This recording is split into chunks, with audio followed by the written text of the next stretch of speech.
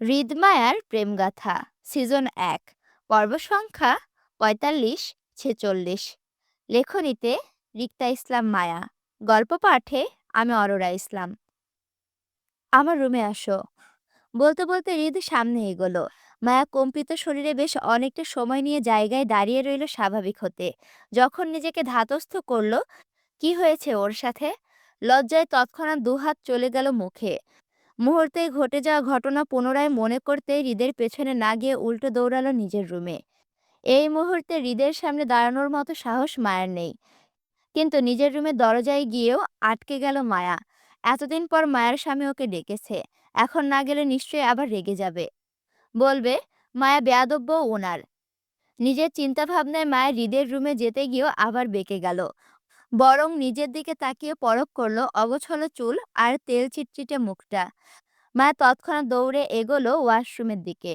হাত মুখ ধুয়ে নিজেকে পরিপাটি করে তারপর যাবে স্বামীর রুমে, নয়তো কেমন দেখাবে যে ও অগোছালো আর ময়লা ময়লা হয়ে ঘুরে বেড়াচ্ছে স্বামীর সামনে। মোটেও বিষয়টা ভালো দেখাবে না বলে মায়া ওয়াশরুম হতে হাত মুখ ধুয়ে গেল ড্রেসিং টেবিলের সামনে।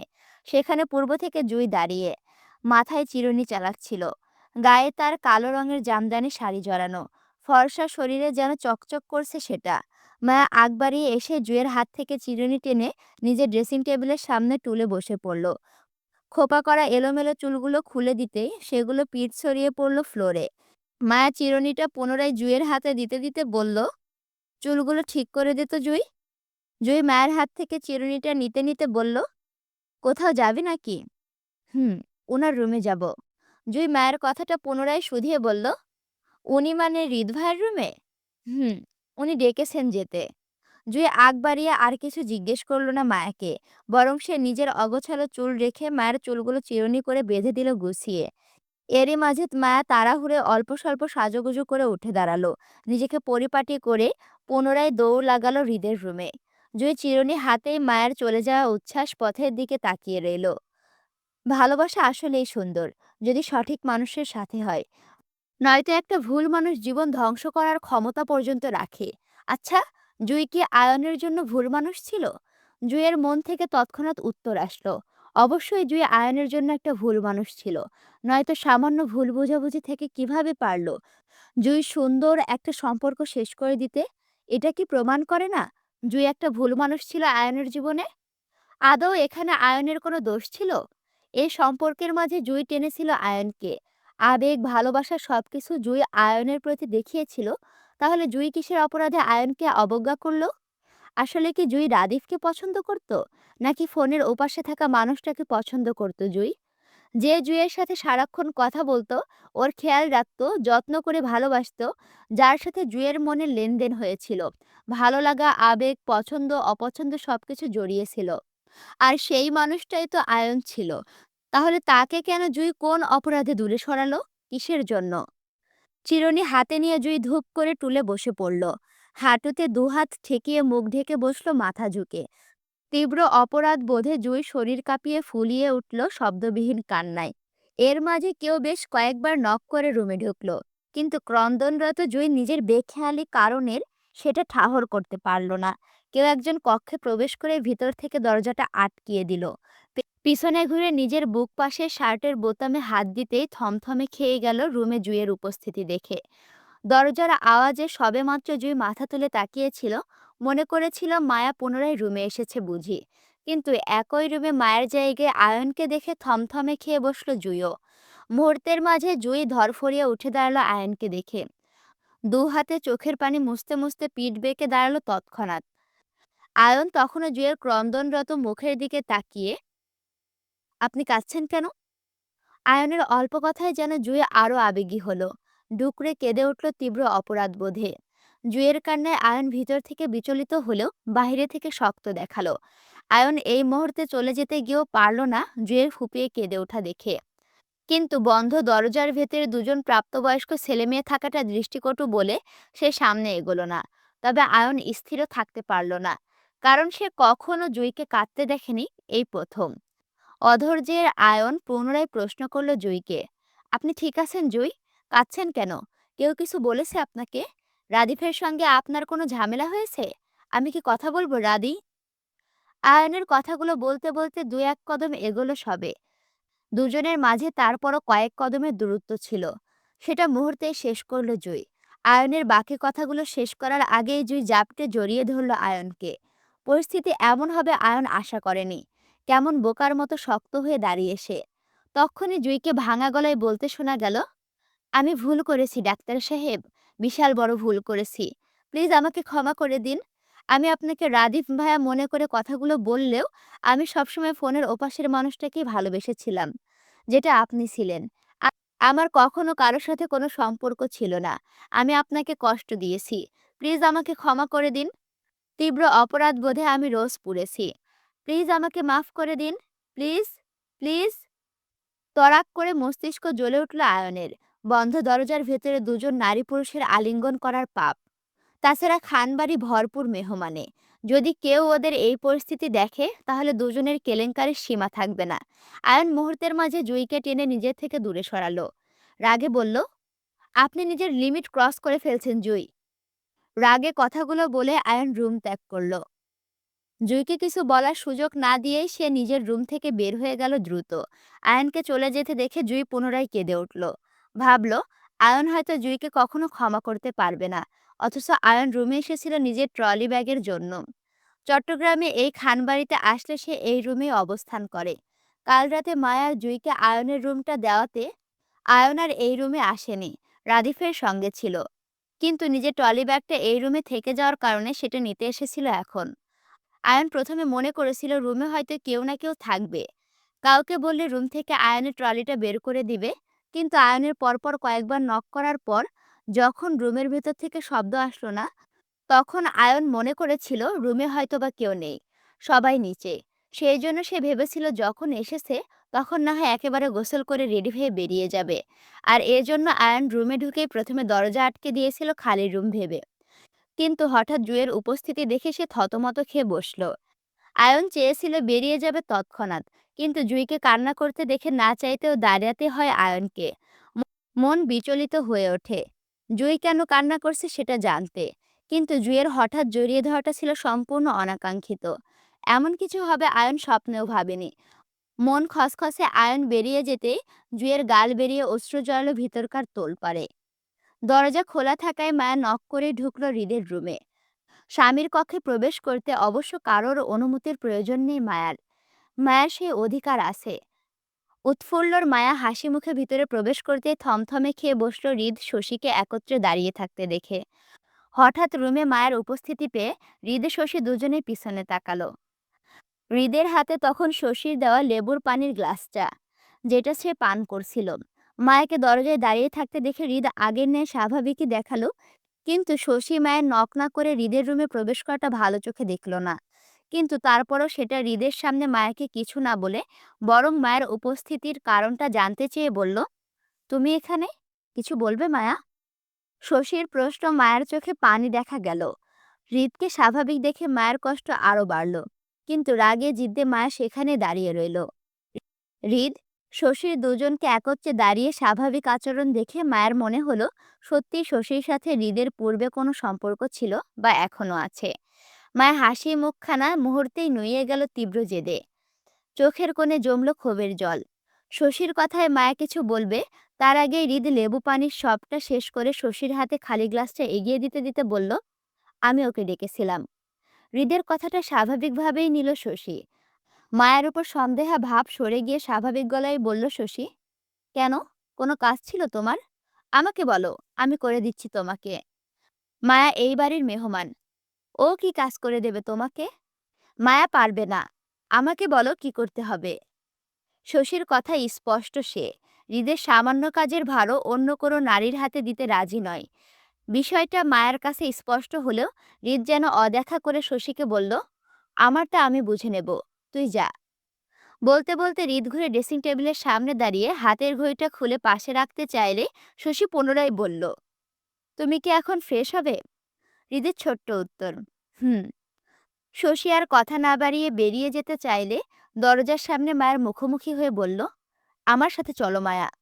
শশীর কথা স্পষ্ট জানান দিচ্ছে সে মায়াকে একা হৃদের রুমে রেখে যেতে চায় না।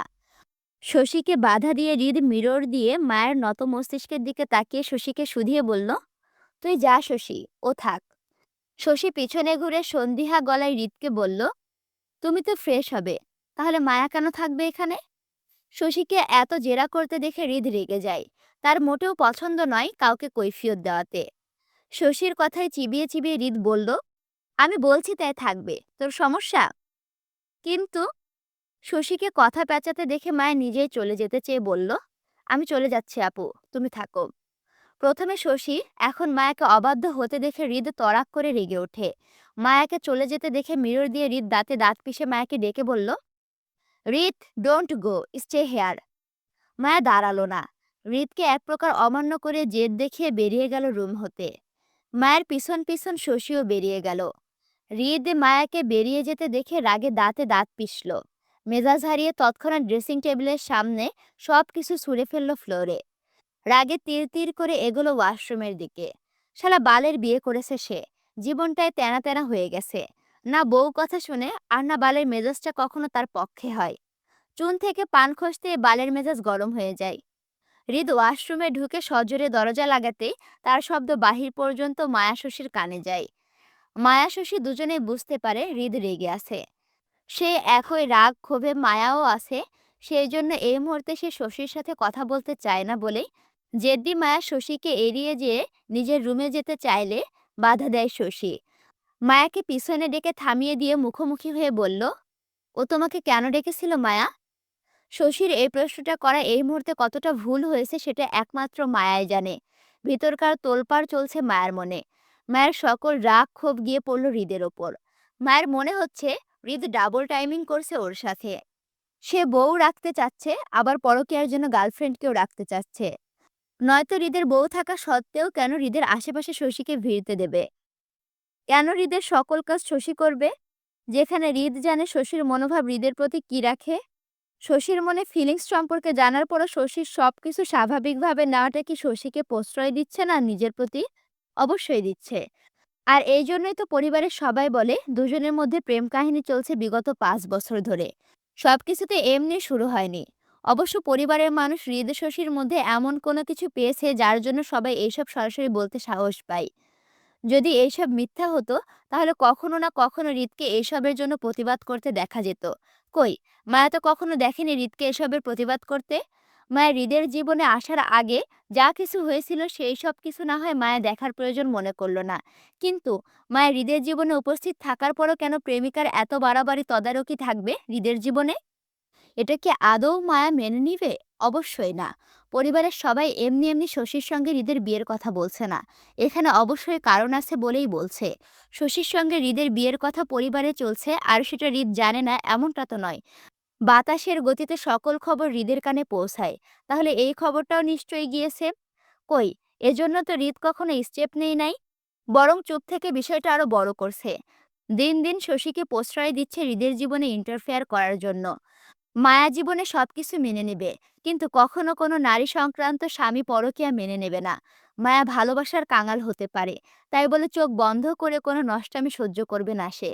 মায়া নাক মুখ শক্ত করে নিশ্চুপ দাঁড়িয়ে থাকতে দেখে শশী পুনরায় একই প্রশ্ন মায়াকে শুধিয়ে বলল, কি হলো, কথা বলছো না কেন? কি জন্য ডেকেছিল ও তোমাকে? শশীর হৃদকে ও বলে সম্বোধন করাতে মায়ের ভিতরকার রাগ আরো বাড়ল। অবুঝের মতো শশীর কথাটা ঘুরিয়ে বলল, ও কে আপু? শশী সহজ সরল উত্তর করল তক্ষুনি, আমি হৃদের কথা বলছি তোমাকে।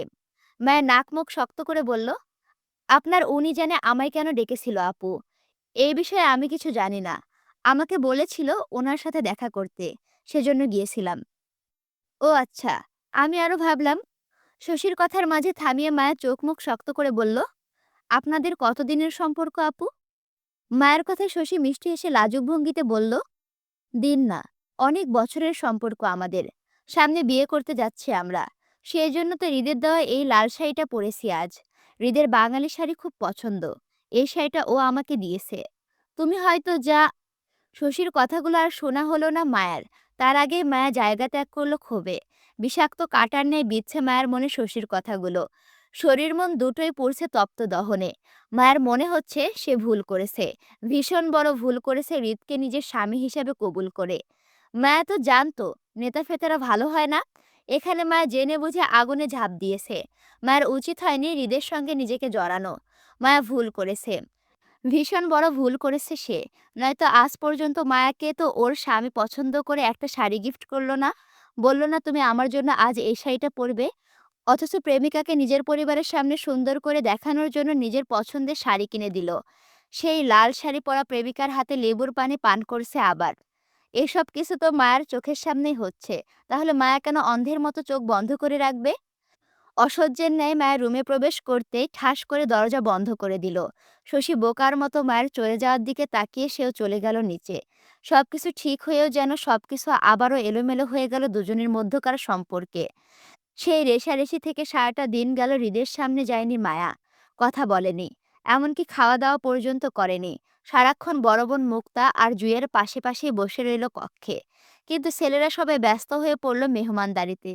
মেজবানের খাওয়া দাওয়া চলল সন্ধ্যা নাগাদ। এর মাঝে আরিফ আসেনি খানবাড়িতে। যদিও মুক্তাকে কথা দিয়েছিল সে খানবাড়িতে আসবে দুপুরের দাওয়াতে, কিন্তু আরিফকে আসতে না দেখে বুঝতে পারল সে কাল মুক্তাকে মিথ্যা বলেছিল। খানবাড়ির ছোট বড় ছেলে পেলে কর্মচারী পর্যন্ত সবার খাওয়া শেষ হলেও মায়া তার কিছুই মুখে দিল না। অথচ মায়ের জন্য রাদিফ নিজে দুবার খাবার নিয়ে এসেছিল ব্যস্ততার মাঝেও। বলা যায় খাবারগুলো হৃদ পাঠিয়েছিল মায়ের জন্য। কিন্তু মায়ার শরীর খারাপের বাহানায় প্রতিবার হৃদের দেওয়া খাবারগুলো ফিরিয়ে দিলে তার খবর হৃদের কানে অবধি পৌঁছায়। ব্যস্ততার মাঝে হৃদ সবার সামনে উঠে আসতে পারছে না বলে রাগে দাঁতে দাঁত পিষে সারাটা দিন পার করলেও রাত ৮টার দিকে সকল ব্যস্ততা ঠেলে হৃদ রাদিফকে দিয়ে মায়াকে খবর পাঠালো হৃদের রুমে আসতে।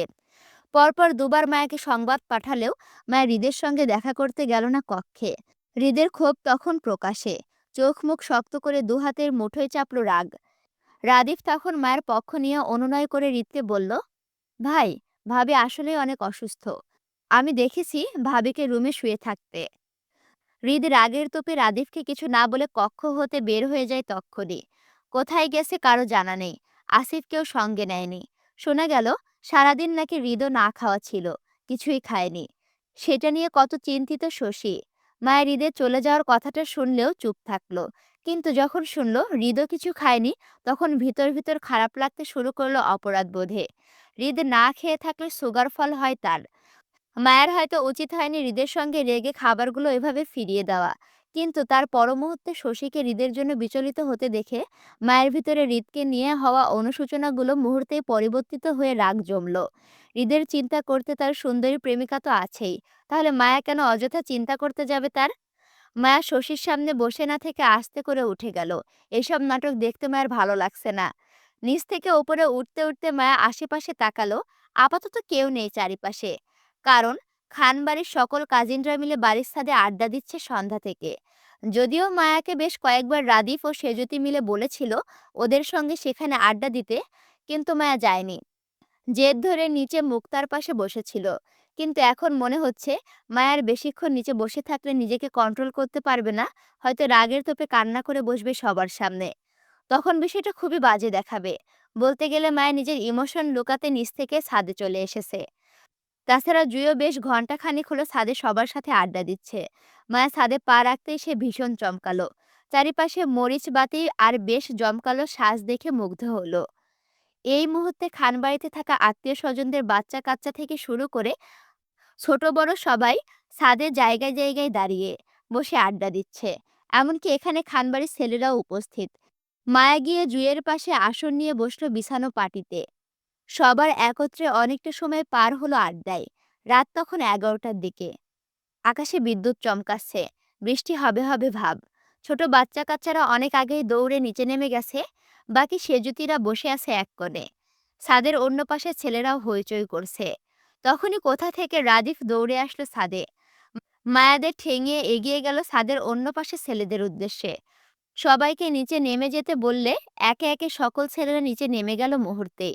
বাকি রইল সেজুতির দলের মেয়েরা। যেখানে মায়া জুঁইকে নিয়ে আরো বেশ কিছু মেয়েরা বসে আড্ডা দিচ্ছিল একত্রে। রাদিফ এগিয়ে এসে সেজুতিকে বলল, সেজু, তোদের জন্য আমি আইসক্রিম চিপস এনেছিলাম। যা তো, সেইগুলো নিয়ে আয় ছাদে। সবাই একত্রে বসে খাবো। আচ্ছা ভাই। রাদিফের কথায় সেজুতি মুহূর্তে লাফিয়ে উঠে দাঁড়ালো নিচে চলে যেতে। তখনই রাদিফ সেজুতিকে আবারও থামিয়ে দিয়ে বলল, আরে তুই একা এগুলো আনতে পারবি না সেজু। তুই বরং তোর সাথে সবগুলো সহপাঠীদের নিয়ে যা। তাহলে আনতে সুবিধা হবে। রাদিফের কথায় সেজুতির সাথে থাকা বাকি মেয়েগুলো একত্রে উঠে দাঁড়ালো সাহায্য করবে বলে।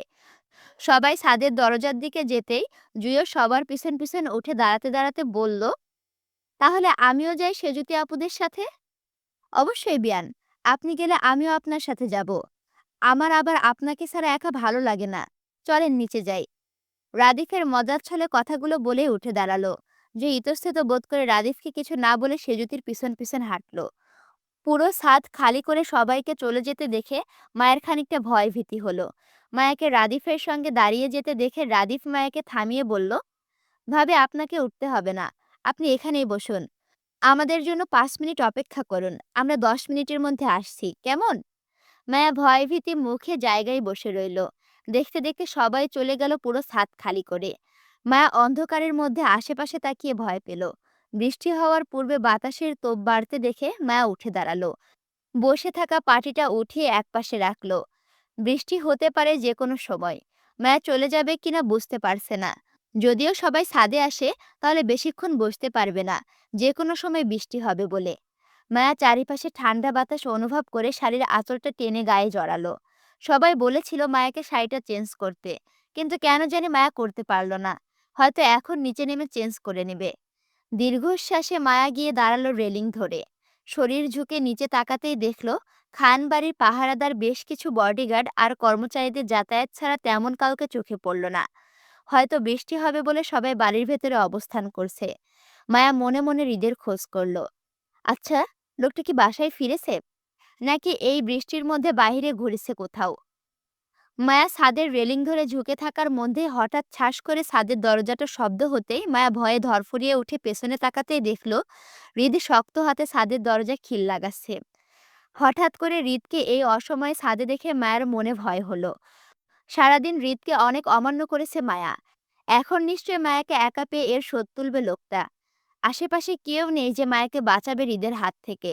আচ্ছা, রাদীপ ভাই প্ল্যানিং করে সবাইকে নিচে পাঠালো না তো মায়াকে একা ছাদে রেখে, যাতে ওনার ভাই এসে মায়াকে একা পায়? অবশ্যই এটা হতে পারে। মায়া হঠাৎ মনে মনে রাদীফের প্রতি রাগ হলো। সেই রাগ দেখে হৃদকে এড়িয়ে চলে যেতে চেয়ে সাহস দেখালো। হৃদের উপস্থিতি অবজ্ঞা করে মায়ের হৃদকে পাশ কাটিয়ে দরজার কাছে যেতে চাইলে মুহূর্তেই হৃদ চেতে উঠে শক্ত হাতে থাবা পড়ে মায়ের মুখে। মায়া ছটফটিয়ে উঠে তৎক্ষণাৎ দু হাতে হৃদের হাত থেকে মুখ ছাড়াতে চেষ্টা করলে হৃদ আরো ক্ষেপে যায়। রাগে রিরি করে বলল, ইগনোর করছিস কেন? কি সমস্যা? চোখে পড়ে না আমায়? ডাকলে আসিস না কেন? শরীরে তেজ বাড়ছে, হ্যাঁ? হৃদের শক্ত হাতের থাবায় মায়ের দাঁতের মাড়ি ভেঙে যাওয়ার উপক্রম হলো। ঠোঁট উঁচিয়ে ওপরে উঠে আসলো গোল হয়ে। কোনো রকমে মায়া বলল, আমি কেন আসবো? আপনার শশী আছে না? তাকে গিয়ে ডাকেন। আমার কাছে কি? ছাড়ুন আমাকে, ব্যথা পাচ্ছি। মায়ের কথায় হৃদের হাতটা আরো শক্ত হয়ে আসলো মায়ের গালে। হৃদ মায়ের মুখের উপরে ঝুঁকে বলল, একদম তেজ দেখাবি না আমাকে, তাহলে হাড় ভেঙে হাতে ধরিয়ে দেব। তুই আমার বউ হোস নাকি শশী? আমি শশীকে কেন ডাকবো বল? মায়া সেইভাবে হৃদের হাতটা ছাড়াতে চেয়ে বলল, তাহলে শশী আপু কেন আপনার ওপর এত অধিকার দেখায়? কিসের সম্পর্ক আপনার আর শশী আপুর মধ্যে? পরিবারের সবাই বলে আপনাদের বিয়ে ঠিক। 5 বছরের সম্পর্ক আপনাদের মাঝে। সামনে নাকি বিয়ে হবে। শশী আপু আপনার জন্য লেবু পানি করে কেন সবসময় এনে দেয়? আর সেটা আপনি কেন সদরে গ্রহণ করে পান করেন? শশী আপু না হয় জানে না আপনি বিবাহিত পুরুষ সেটা। কিন্তু আপনি তো জানেন আপনি বিবাহিত। আপনার বউ আছে। তাহলে আপনি কেন শশী আপুকে অ্যালাউড করছেন আপনার ওপর অধিকার খাটানোর জন্য? আর আমি বউ হয়ে কেন সেটা মেনে নেব বলেন? আমি মানব না কোনো কিছু। আপনি প্রেমিকা রাখতে পারবেন, আর আমি একটু কথার অমান্য করলে সমস্যা হয়ে যায় আপনার। আমি মানব না কোনো কিছু। হয় শশী আপু আপনার লাইফে থাকবে, নয়তো আমি। তারপরে এসব কিছু আমি মেনে নিব না। সারাদিনের মায়ের রেগে থাকার কারণটা হৃদ আগেই বুঝতে পেরেছিল, কিন্তু মায়া হৃদকে সুযোগই দিচ্ছিল না কিছু বলার। আর ব্যস্ততার জন্য হৃদেরও সময় হয়ে ওঠেনি। এখন রাদিফকে দিয়ে সবাইকে নিচে পাঠিয়ে বউকে একা পেতে হলো। হৃদের হাতটা মায়ের গালে নরম হয়ে আসতে মায়া নিজেকে হৃদের থেকে ছাড়িয়ে নিতে চাইলে হৃদ বলে, শশী মেন্টাল পেশেন্ট বউ, ওর সাথে রাফ বিহেভ করা নিষেধ। হৃদের কথা মায়া মুহূর্তেই চুপ হয়ে যায়। শশীকে দেখলে কেউ বলবে না সে মেন্টাল পেশেন্ট, কিন্তু শশী মেন্টাল পেশেন্ট হলেও হৃদ তো আর মেন্টাল নয়।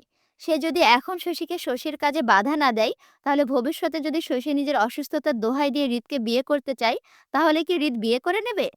অসুস্থতার দোহাই দিয়ে তো মানুষ অনেক কিছুই করায়। তাহলে হৃদ কেন এই বিষয়টাতে শশীকে বাধা না দিয়ে বরং প্রশ্রয় দিচ্ছে? মায়া হৃদের কথায় রেগে গিয়ে হৃদকে ধাক্কা দিয়ে নিজের থেকে দূরে সরিয়ে চলে যেতে চেয়ে বলল, তাহলে যান আপনার পাগল প্রেমিকার কাছে। সে ভালো আদরে যত্ন করতে পারবে আপনার। আমার কাছে কি? যান তো আপনি। হৃদ রেগে চিবিয়ে বলল, হৃদ, এবার কিন্তু বেশি বাড়াবাড়ি হচ্ছে। হলে হোক, তারপর আমি মানব না কোনো কিছু। শশী আপু কেন বারবার বলে সে আপনার প্রেমিকা হয়, সেটা আগে আমাকে বোঝান। হৃদ পুনরায় মায়ের বাহু চেপে মায়াকে কাছে টেনে বলল, আরে বাবা কি জ্বালা! বলছি না শশী আমার কিছু হয় না। তুমি আমার বউ, শশী নয়। মায়ের হৃদের সঙ্গে মোচড়ামুচড়ি করে জেদ্দি গলায় বলল, ১০০ বার বউ বললেও আমি আজ মানব না। যান। হৃদ রাগে আগের ন্যায় মায়ের গাল চেপে ধরে নিজের মুখোমুখি করে বলল, যা, তোর মানতে হবে না। তুই তেড়ামি কর। আমার যা করার আমি তাই করব। আয়। হৃদ মায়ের বাহু টেনে নিজের সাথে নিয়ে যেতে চাইলে জেদ্দি মায়ের নিজেকে ছাড়াতে চেয়ে মোচড়ামুচড়ি করে বলল, যাব না আমি। ছাড়েন। আপনি শশী আপুকে শাড়ি কিনে দিয়েছেন না? যান, আপনার সুন্দরী প্রেমিকার কাছে যান। সে আপনাকে মজার মজার শরবত বানিয়ে খাওয়াবে। আমার কাছে কি? ছাড়েন আমাকে। বলতে বলতে মায়ের হৃদের হাতে কামড় ধরে নিজেকে ছাড়ানোর চেষ্টা। ভাই মানুষ কত পাগল! ওর স্বামী ওকে নিয়ে যাচ্ছে আর ও কামড় মারছে, বাহ! বলতে বলতে মায়ের হৃদের হাতে কামড়ে ধরে নিজেকে ছাড়ানোর জন্য মায়ের দোপাটি দাঁতের মাড়িতে পিষে হৃদের হাতের চামড়া বটে যেতে হৃদ ঝাটকা মেরে নিজের হাত ছাড়ালো মায়ের থেকে। উফ! বাল কামড়াছিস কেন? কিসের শাড়ি কিনে দিয়েছি কাকে? আপনি শশী আপুকে লাল শাড়ি কিনে দেননি? সাধু সাজেন? বাল, আমি কাউকে কিছু দেই? উফ হৃদ! হৃদ দাঁতে দাঁত পিষে চেঁচালো। ততক্ষণে মায়ের হৃদকে বলার সুযোগ না দিয়ে পুনরায় হৃদের হাত টেনে একই জায়গায় কামড় বসালো। পরপর একই জায়গাতে আঘাত পাওয়াতে হৃদ অসহ্যে ন্যায় মায়ের মাথা চেপে ধরে নিজেকে ছাড়াতে চাইলে মায়া আবারও হৃদের হাত টেনে একই জায়গায় কামড় বসালো। এতে হৃদ অসহ্যের ন্যায় চেঁচালো মায়াকে। উফ হৃদ! মায়া পরপর কামড়ে হৃদ সত্যি সত্যি ব্যথা পেল। চোখ মুখ লাল হয়ে উঠল ব্যথার দারুণ। মস্তিষ্ক দপদপ করছে রাগে। কখন না জানি রাগের তোপে মায়াকে আঘাত করে বসে সে। কিন্তু জেদ্দি মায়া তখনও হৃদের হাত কামড়ে দাঁড়িয়ে। হৃদ দাঁতে দাঁত চেপে প্রথমে মায়ের মাথা ধরে আবার নিজেকে ছাড়াতে চাইলে তাতেও ব্যর্থ হয়। এতে মায়া দাঁত আবারও জোরালোভাবে চেপে গেল হৃদের হাতে। দাঁতে দাঁত চেপে অসহ্য ব্যথা সহ্য করতে চাইল হৃদ। মায়ের থেকে নিজেকে ছাড়াতে চেয়ে হৃদয় একই কাজ করলো মায়ের সাথে। আল্লাহ! মায়ের থেকে নিজেকে ছাড়াতে চেয়ে হৃদয় একই কাজ করলো মায়ের সাথে। সুযোগ পেয়ে সেও মায়ের খালি কাঁধে ঝুঁকে পড়ল মুহূর্তেই। শক্তপোক্ত পুরুষালী দাঁত নরম চামড়ায় বসে যেতেই চমকে ওঠার মতো তৎক্ষণাৎ মায়ের হৃদের হাত ছেড়ে পিছিয়ে গেল ব্যথিত জায়গায় হাত ঘষতে ঘষতে। মূলত মায়ের হৃদের হাত ছেড়ে দিতে হৃদও মায়াকে ছেড়ে দেয় সেখানেই। আমার প্রচুর হাসি লাগছে ভাই। এখানে কামড়াকামড়ি চলছে এখন। আল্লাহ! ততক্ষণে হৃদ সবেমাত্র সোজা হয়ে দাঁড়াতে চাইল, কিন্তু তার আগে মায়া হামলে পড়ল আবারও হৃদের ওপর। দু হাতে হৃদের বুকে নখ দাবিয়ে আঁচড় কাটতে চাইলে হৃদ শক্ত হাতে দুহাত বাঁধল মায়ের পিছনে। অপর হাতে মায়ের গাল চেপে নিজের সাথে আটকিয়ে রাগে তিরতিরি মেজাজে বলল, কি সমস্যা তোর? কামড়াকামড়ি করছিস কেন? ব্যথা পাচ্ছি না? বেয়াদব হচ্ছিস? মায়া জোরাজোরি করে জেদ্দি গলায় বলল, হ্যাঁ হয়েছি বেয়াদ্দপ। দরকার পড়লে আরো হব। কি করবেন আপনি? আপনার তো আমার সাথে কিছু করা লাগে না। সব করতে পারেন শশী আপুর সাথে। এই জন্য আমাকে দূরে দূরে রাখেন? রাগারাগি করেন? ফোন দেন না, খোঁজ নেন না, একটুও ভালোবাসেন না, নিজের সাথে রাখতে চান না, অথচ শশী আপুকে লাল শাড়ি কিনে দেন, উনার হাতে শরবত খান, সেজন্য আপনার বইয়ের দরকার পড়ে না। সুন্দরী গার্লফ্রেন্ড আশেপাশে থাকলে বইয়ের দরকার কেন পড়বে আপনার? যান, আপনি আপনার সুন্দরী প্রেমিকার কাছে যান। আপনাদের তো সামনে বিয়ে, তাই না? আমি আর আসবো না আপনার কাছে। আসলে আমারই ভুল হয়েছে আপনাকে খুঁজে বের করাটা। বউ ছাড়া আপনি ভালোই থাকেন। আমি শুধু শুধু আপনার পেছনে পড়ে থাকি বেহায়ের মতো স্বামী স্বামী করে। আজকের পর আর থাকবো না আপনার পেছনে। যান আপনি।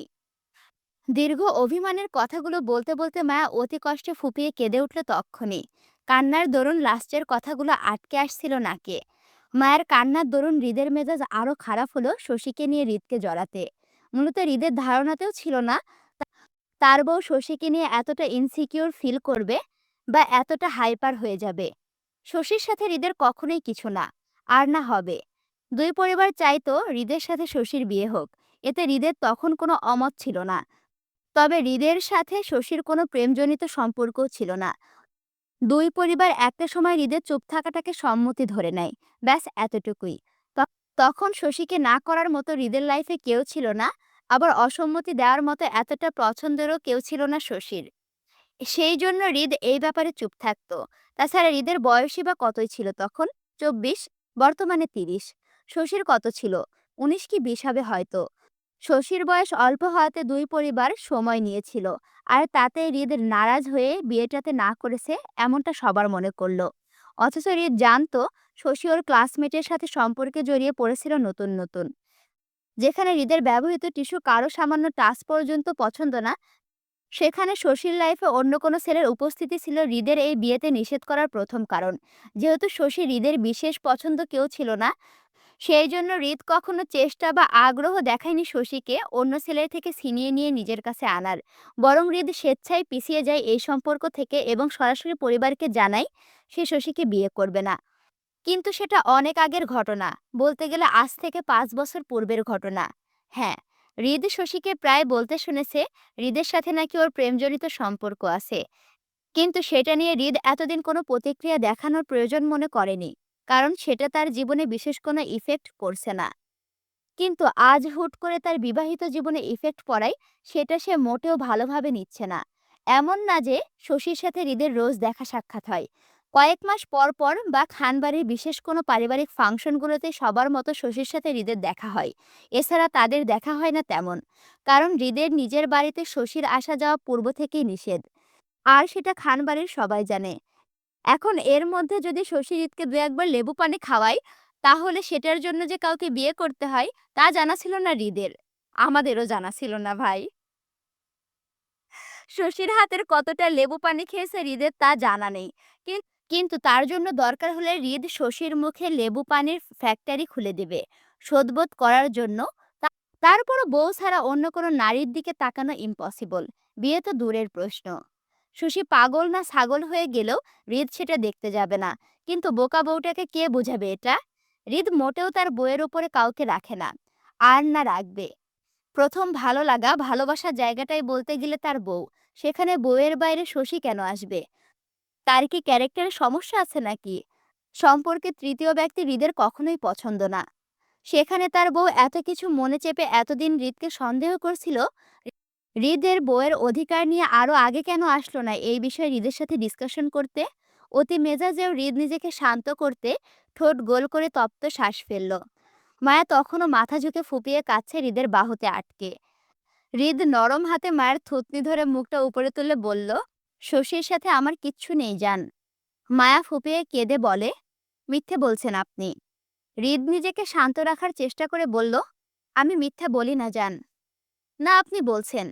হৃদের মেজাজ আরো খারাপ হয় মায়ের কথায়। হৃদ কখনো কোনো পরিস্থিতিতেই মিথ্যা বলা পছন্দ করে না। সেখানে মায়া বারবার হৃদকে মিথ্যাবাদী বলাতে হৃদ নিজের মেজাজ হারাচ্ছে রাগে। কিন্তু বউয়ের কান্নায় তার রাগ নয়, মায়া হচ্ছে। একটা মাত্র বউ তার। আজ কতদিন পর দুজন একত্র হলো। সেই জন্য হৃদ কাউকে আঘাত করতে চাইল না, বরং যত্ন করে মায়ের গালে আসা চোখের পানিটুকু দু হাতে মুছে দিতে দিতে হেয়ালি করে বলল, কাঁদছো কেন? জামাই মারা গেছে তোমার? আমার জামাই নেই। তাহলে আমি কে? কেউ না। কথাটা বলেই মায়া গাল থেকে হৃদের হাত ছাড়িয়ে পিঠ বেঁকে দাঁড়ায় কাঁদতে কাঁদতে। হৃদ পড়েছে মহা ফ্যাসাদে। জীবনে সে কাউকে তেল মেরে রাগ ভাঙিয়েছে বলে মনে হয় না। মূলত কাউকে তেল মেরে রাগ ভাঙানোটা তার শক্তপোক্ত পার্সোনালিটির সঙ্গে যায় না। সেখানে এই প্রথম সে কোনো দোষ না করেও অকারণে বউয়ের রাগ ভাঙাতে হচ্ছে। হৃদের মনে হচ্ছে সে আটকে গেছে কোথাও। বউ নামক মায়াজালে সে ভীষণভাবে ফেঁসে গেছে। সেখান থেকে বের হওয়ার রাস্তা নেই। কিন্তু বউয়ের রাগ ভাঙাবে কিভাবে তাও বুঝতে পারছে না। তারপর মায়ের বাহু টেনে নিজের দিকে ফেরাতে ফেরাতে হৃদ বলল, আচ্ছা আসো, একটু আদর করে দেই। তাহলে রাগ কমবে? আদর করলেও আজ আমি মানব না। হৃদ মায়াকে টেনে মুখোমুখি করে বলল, তাহলে কি করব? কিছু করতে হবে না। আচ্ছা একটা কিস করি তাহলে? কিস করলেও মানব না। তাহলে কিভাবে মানবে তুমি? বড় আদর করব?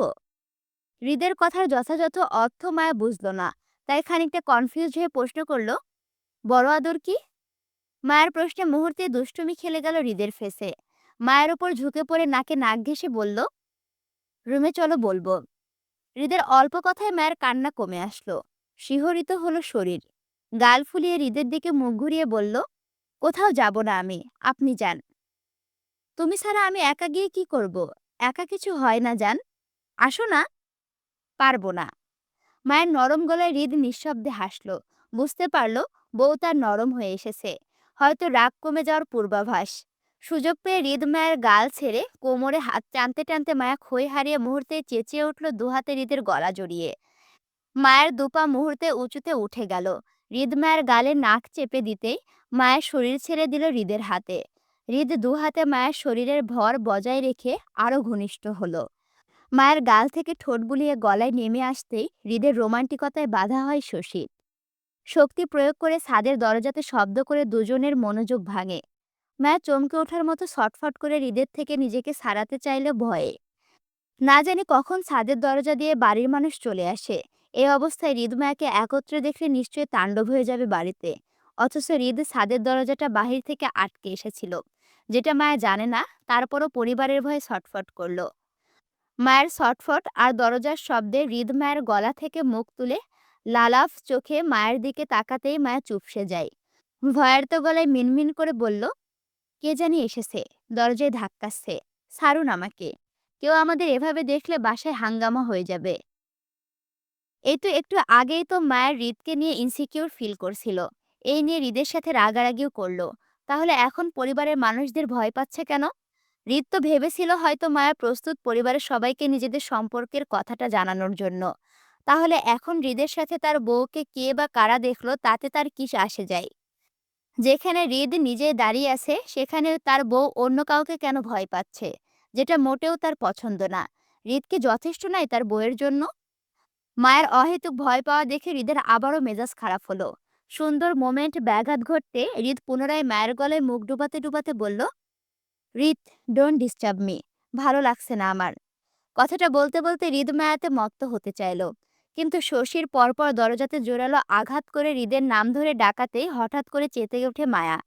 এতক্ষণ শব্দের কারণে ঠিকঠাক বোঝেনি দরজার ওপাশে কে ছিল, কিন্তু হঠাৎ শশীর গলা শুনতে পেয়ে মায়ের নিভে যাওয়া রাগটা ধপ করে জ্বলে উঠল হৃদের ওপর। হাত পা সরিয়ে ছিটিয়ে ছটফট করে উঠল হৃদের থেকে নিজেকে ছাড়াতে চেয়ে। ছাড়ুন আমাকে, যান, আপনার সুন্দরী গার্লফ্রেন্ড এসেছে আপনাকে নিতে, থাকবো না আমি আপনার সাথে, ছাড়ুন। হৃদের বাহুতে পিষে যাওয়ার মতো চেপে গেল মায়া। শরীরের হাড় ভেঙে আসার জোয়ার হলো, মায়ের নিঃশ্বাস আটকে আসলো। কোনো রকমে বলল, আমার কষ্ট হচ্ছে, ব্যথা পাচ্ছি, প্লিজ ছাড়ুন। মায়ের কথায় তক্ষুনি শোনা গেল হৃদের ক্ষিপ্ত মেজাজে কথাটি। নাটক পেয়েছিস? আদর করছি ভালো লাগছে না? বারবার কাহিনী করিস? বলেছি না আমার তুই ছাড়া কেউ নেই, কথা কানে যাচ্ছে না কেন? বেয়াদ্দব হয়েছিস? হৃদের কথায় মায়া আবারও কেঁদে উঠল কষ্টে। হৃদ মায়ের ফ্যাসফেসে কান্নায় দাঁতে দাঁত চেপে এক হাতে মায়াকে নিজের সাথে আটকে অপর হাতে পাঞ্জাবির পকেট থেকে ফোন বের করে রাদিফকে কল লাগালো লাউড স্পিকারে। ফোনের ওপাশে রাদিফ হ্যালো বলার আগেই হৃদ চিবিয়ে চিবিয়ে বলল, 2 মিনিট সময় দিলাম, 2 মিনিটের মধ্যে শশীকে নিয়ে যা রাদিফ। মেজাজ এমনিই খারাপ, আমি বের হলে খুব খারাপ কিছু হবে। হৃদের কথায় ওপাশে রাদিফকে বেশ উত্তেজিত শোনালো। অস্থির গলায় জানতে চেয়ে বলল, কি হয়েছে ভাই, কোনো সমস্যা? রাদিফের প্রশ্নে হৃদ মেজাজ কিসে বলল, তোরে বলেছি প্রশ্ন করতে? বলেছিলাম না কেউ যাতে ছাদে না আসতে পারে? তাহলে শশী কিভাবে আসলো? কই ছিলি তুই? সরি ভাই, আমি আসলে দেখিনি, আমি এক্ষুনি আসছি শশীকে নিতে, তুমি একটু অপেক্ষা হৃদ ঠাস করে কল কেটে ফোনটা ছুঁড়ে মারল পাশে রাখা ছাদের টেবিলের ওপর। মায়া তখনও কাঁদছে, দুহাতে মুখ ঢেকে। কিন্তু অল্প সময়ের ব্যবধানে শশী আর মায়ের দুজনের শব্দ একত্রে থেমে গেল মুহূর্তেই। মায়ের সময় লাগলো কি হয়েছে ওর সাথে তা বুঝতে। যখন বুঝতে পারলো কি হয়েছে ওর সাথে, তখন তীব্র ভয়ে শরীর শক্ত হয়ে আসলো, নিঃশ্বাস আটকে। হৃদ তখনও মায়ের ওষ্ঠে মত্ত, কিন্তু মায়া হাইটে বেশ ছোট হওয়ায় ফ্লোরে পা রাখতে গিয়ে খেয়ে হারিয়ে কদম পিছিয়ে গেল তা সামলাতে না পেরে। অথচ হৃদ মায়ের শরীরের ভার বজায় রাখতে মায়ের সঙ্গে কদম মিলিয়ে এগিয়ে গেল ঝুঁকে পড়ে। মায়ের কদম যতটা পিছাচ্ছিল, হৃদ ততই কদম মেলাতে হাঁটছিল অন্ধকার অতলে। একটা সময় ছাদের সিঁড়িঘরের দেওয়ালে মায়ের পিঠ থেকে যেতে হৃদ মায়ের দুহাতে নিজেকে মুঠোয় চাপড়ে দেওয়ালে আটকে। সেকেন্ডের জন্য মায়ের ঠোঁট ছেড়ে অপর হাতে গাল চেপে ধরে বলল, নিঃশ্বাস ছাড়। এবার অজ্ঞান হয়ে মরে গেলেও ছাড়ব না। আমার যা করার তাই করব। মায়ের আটকে আসা নিঃশ্বাসটা সবে থেমে থেমে অল্প অল্প একটু শ্বাস টেনেছিল নিজের মাঝে। এরই মাঝে হৃদ একইভাবে মায়াতে মত্ত হয়। মায়ের মনে হলো সে সত্যিই জ্ঞান হারাবে। এসবের সাথে সে পূর্ব পরিচিত নয়। তরতর করে কাঁপতে কাঁপতে হৃদের বাহুতে শরীর ছেড়ে দিতে হৃদ মায়াকে জড়িয়ে নেয় নিজের সাথে। সময়ের খেয়াল নেই হৃদের। তবে একটা সময় মায়ের হৃদের ওপর শরীর আশ্রে পড়তে হৃদ মায়াকে জড়িয়ে ধরে বুকে নিয়ে মায়ের মাথায় আদুরে হাত বুলাতে বুলাতে বলল, আমি জানি তুমি জ্ঞান হারাওনি, হয়তো ভয় পাচ্ছ। রেস্ট নাও। আমার মন ভরেনি। এটা আবার চলবে। যতক্ষণ আমার মন চাইবে ততক্ষণ। তারপরও ছাড় পাবে না তুমি। আসসালামু আলাইকুম এভরিওয়ান। তোমাদের কাছে বিশাল বড় একটা সরি। আজকের পর্বে হৃদ আর মায়ের কামড়াকামড়ি দেখে আমার এত পরিমাণে হাসি আসছিল, মানে আমি নিজেকে কন্ট্রোলই করতে পারছিলাম না। ওই পার্টটুকু পড়ার পরে এদিকে যখনই পড়ছিলাম তাও আমার বারবার হাসি আসছিল। আমি ভিডিও কাট করে করে তারপরে দিয়েছি, বুঝছো? যাই হোক, ভিডিওতে লাইক, কমেন্ট, শেয়ার করো। আর এখনো যদি আমার চ্যানেলটি সাবস্ক্রাইব করে না থাকো, অবশ্যই সাবস্ক্রাইব করে পাশে থাকো। দেখা হচ্ছে পরবর্তী ভিডিওতে। আল্লাহ হাফেজ।